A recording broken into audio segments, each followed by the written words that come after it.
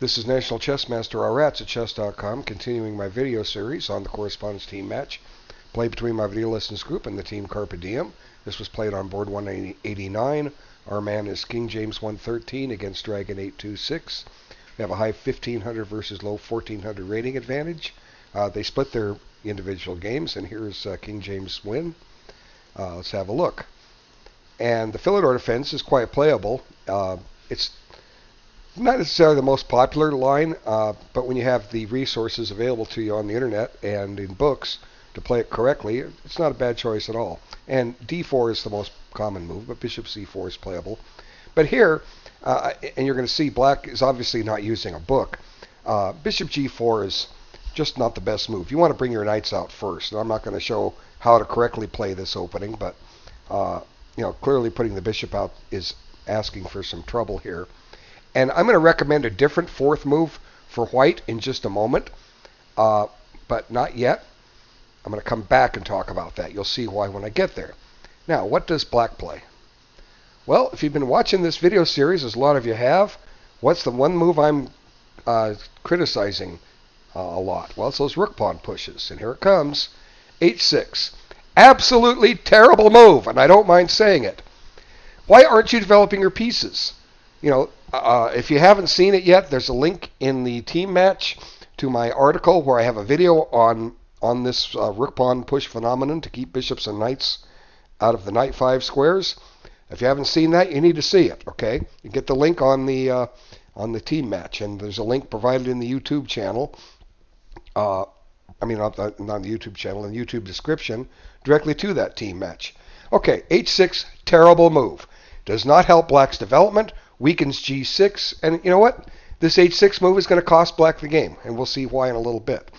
I have another move to recommend for white before this, and we'll come back to that in just a moment, but I'm not done yet here. Okay, first off, what purpose does this move do? White's not planning to play knight g5. His knight is pinned. Okay? I'm trying to discertain what is it that black is afraid of. Let's look at the other rook pawn move, just so we can make it white's move. Okay, maybe black's afraid of this trick. Well, guess what? White's going to lose. See, now your idea is the king moves, and then you play queen takes. Well, it doesn't work that way. Black goes and sacrifices his queen. And when it's all over said and done, black has won a piece. Okay?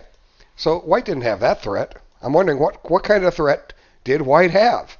And the answer is white has no threat. Okay? None whatsoever. So h6, again, I'll say it again, terrible move, and you guys need to stop doing this if you're doing this. Now, let me back up and show a better move for white. Okay, knight c3. Now, why is that a better move? Well, first off, it develops a piece. And we can't anticipate our opponent's going to play h6, but if he does play h6, now black is going to lose a pawn or more. White now has the little trick knight takes e5. And if black takes the queen, which many low-rated players will do, we fall into what they call Legal's mate. Bishop takes check, king must come up, and then white gets a checkmate on move 7. I found this when I was getting out of the 5th grade. I found it in chess books, and I fell in love with it. And it's a great little mate to know. So the best black can do is take this knight, and after this move, not only is he playing down a pawn, his development is pretty bad. Okay, so knight c3 would have been a better move. Also playable on bishop g4 is d4, opening the position up. You want to try to take advantage of the fact that black's not developing his knights. And if takes, you can't take back with the knight, but you can take with the queen, and you don't mind if black doubles the pawns here. White's doing okay here. White has 2 pieces developed in the bishop pair, and black has none. So this would be a reasonable alternative. But d3 after h6 is a little harder. Whoops, get the right position here. h6 after d3 h6, it's a little harder to exploit this move, but it will be done. We'll see here in a little bit how that move is going to cost black the game. Now, white would ideally like to play d4 now, but he's doing it a loss of a tempo. But, it's still playable because black has in turn spent a tempo. So what would have been a better move for black? Well, how about, let's make it black's move. How about bishop e7? That certainly keeps an eye on g5. And it's similar to what I've outlined in the Hungarian defense video, which is in one of my old blogs. You can find that easily enough. You're getting ready for knight f6 and castles, and black has a reasonably satisfactory position. Okay? But h6, just doesn't cut it. And let's see, knight bd2. So if white's not careful, this rook pawn move will become a strength. What do I mean by that? Well, it is taking squares away from the white pieces. If white doesn't open up this board in some way, shape, or form, his pieces are going to have a little hard time getting developed. Right now, on good squares, right now he can't even play bishop e3, one of the two safe squares for that bishop to go on this diagonal. But white still has a lead in development. He has 3 pieces developed. Black has 2, and it's white's move. Okay, c3, possibly eyeballing a d4 push. And now white gives black a chance to improve the position of his pieces. He can take back with the knight or with the queen. Either one would work. And black doesn't want to do that, so he comes back. He doesn't want to go to e6 because white will double the pawns, and that g6 square is looking a little shaky. Okay, so now white comes up with queen b3.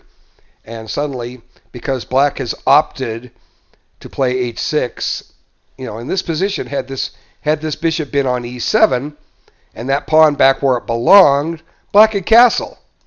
But he can't because he stopped and pushed his rook pawn. And what was white ever planning to put there? Clearly nothing. We had a pin. We were dealing with a pin. Anyway, black gets tricky, and white says, haha, I can win a pawn here. And he does. And now the queen doesn't have a safe square along this diagonal because, to protect the bishop, so white jettisons the bishop by counterattacking the knight. Now, if black takes the bishop, white takes the knight, and white's winning a pawn.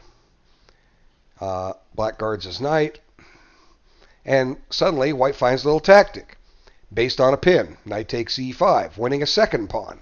See, the pawn can't take.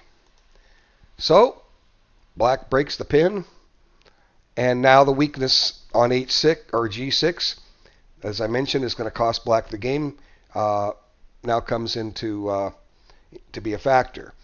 So giving up the bishop but winning the rook, and what's neat is black can't cover g6. So now black can't go back and win this knight because this knight is going to find his way out of there.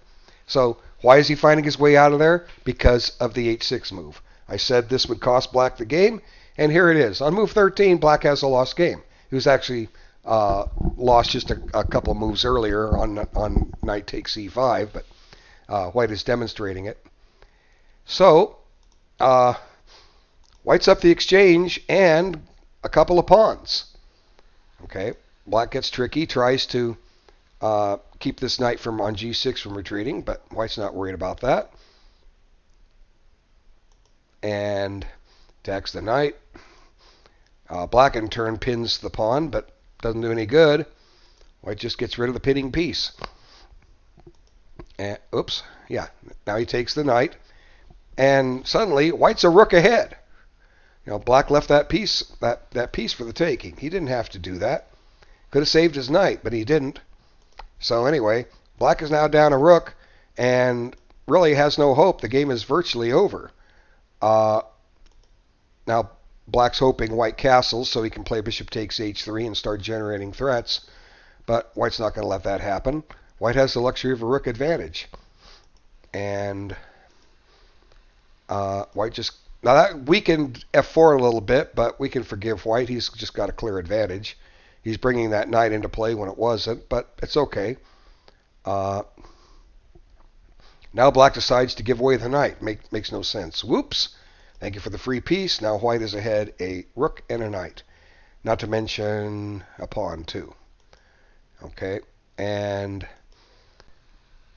with move F3, White's covered the one spot Black was attacking, E4. You know, Black had all his pieces trained on it, but White's got it more than enough covered, and the game is utterly hopeless for Black. Well, it has been for a while, but White's just demonstrating it.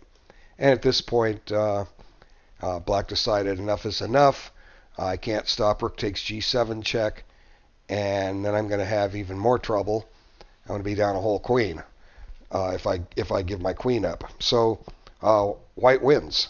So what's the lesson? Don't run your rook pawns. Okay, get yourself developed. Use the opening resources that are available for you for free. Okay. If you're not sure how to get a database, just go to Google, type in free online chess database, and a whole bunch of them will come up. And in some cases, you'll have to register an email and maybe an account name, but that's all free, and you get to use them all you want. You can play the openings well and learn them and further your correspondence chess career and onward to chess improvement. Thanks so much for your time. Take care.